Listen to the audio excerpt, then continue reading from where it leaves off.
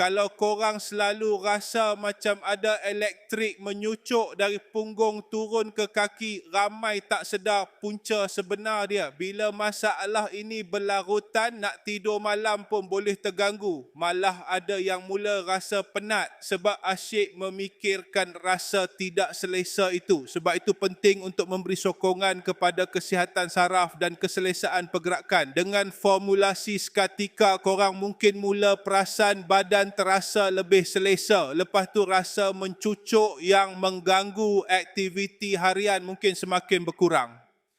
Selain itu, pergerakan harian mungkin terasa lebih mudah dilakukan. Ramai pengguna juga suka bagaimana mereka dapat bergerak dengan lebih yakin dan selesa.